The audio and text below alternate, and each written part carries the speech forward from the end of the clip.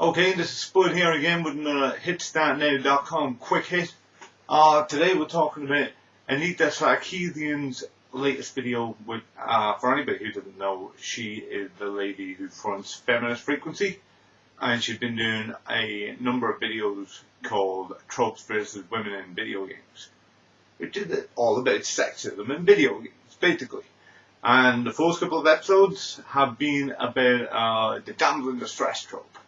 You know, overused, Mario used it, Zelda used it, yada yada yada. It's all over the joint. But her latest video is kind of just the tail end of that. It's the third part. It's wrapping it all up.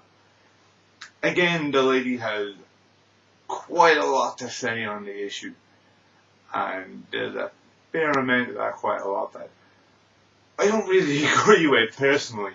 Now, as we all know, the Damsel in Distress, it is overused. It's hugely overused. Woman gets kidnapped, guy saves her. You know, like, I think men are just about as sick of that as women are. Like, you know what I mean? It's all over the joint. We've had enough. Move the fuck on. But, she touches on an issue in this one that really kind of, rubbed me the wrong way, if you will. Don't. But, she was saying basically the likes of, let's say Primal, for example. I suppose Lollipop Chainsaw might be in there to a degree as well. And a handful of other games, Beyond Good and Evil, where the lady has to save the guy, as opposed to the other way around.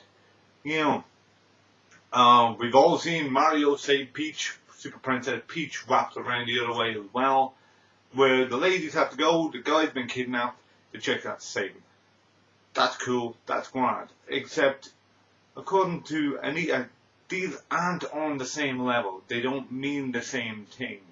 Because when a girl gets captured, it says something about the world. It says that this could happen in the world. You know, this shit happens every day.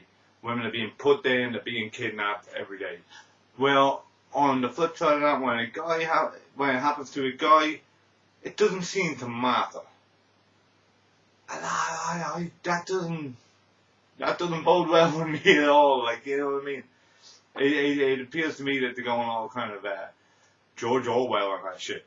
You know, where some animals, all animals are equal, but some are more equal than others. You know what I mean?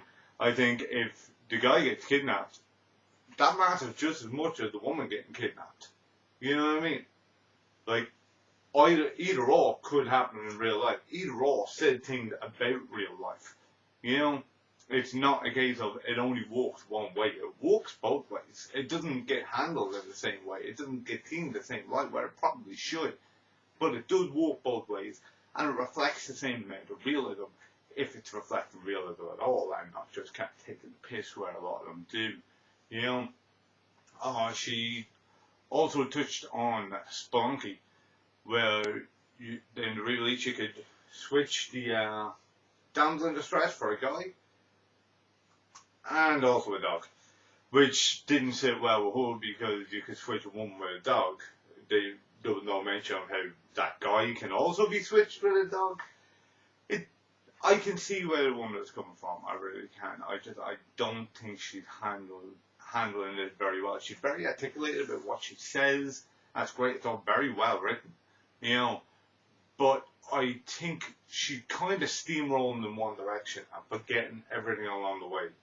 You know, it seems to be all about women being treated badly, and I don't think it really is a Damsel in Distress situation. I think yes, the women certainly don't seem to come out on top a lot of the time. Sometimes they do. At the end of the latest Double Dragon, for example, you know. But a lot of the time, like, it's not always about. It's not about misogyny. It's not about putting a woman down. Sometimes it's the complete opposite.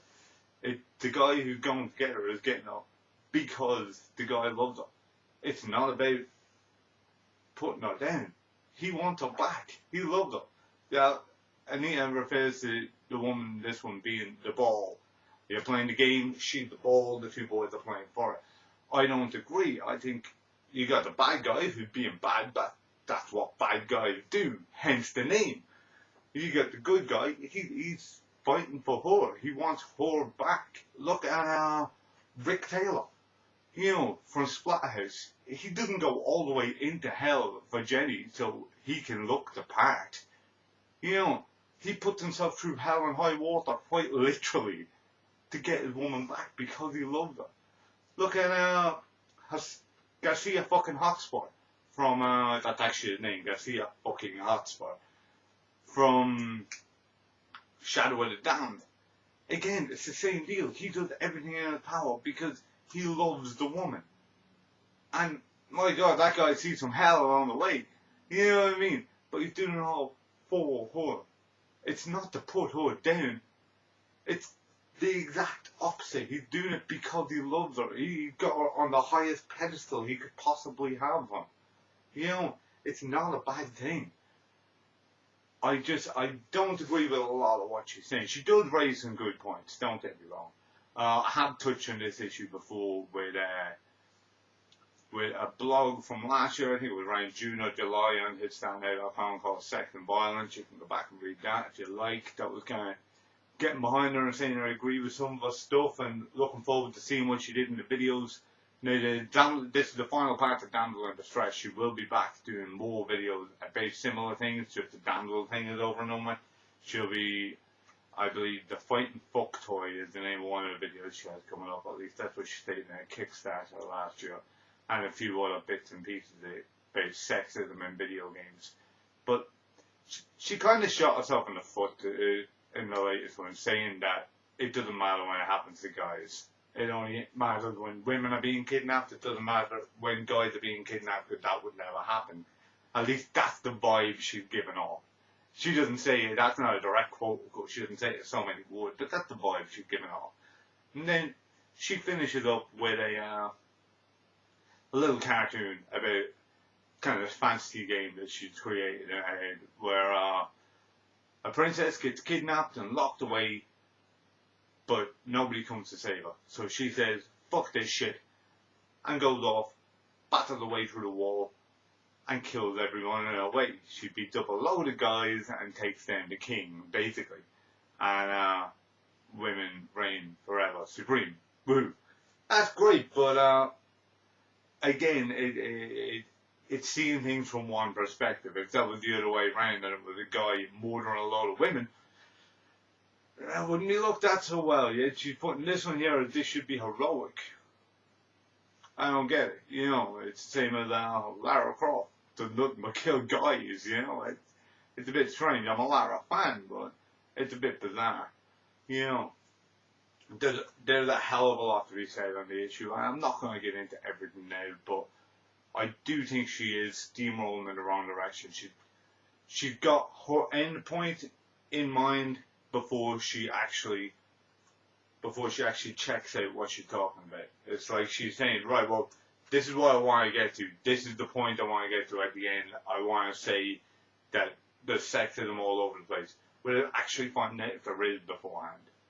I'm not saying that video games don't have sexism. I'm just saying that she's pulling some wild punches in her videos at the moment. So I might drop back to this again when she releases another video. She's been saying she'll release them quite frequently, but she hasn't really. We've seen 3 of them in the last 6 months, so I might be back in another one at Christmas. So until then, this is Spud from Hitstand Now, signing off. Good luck.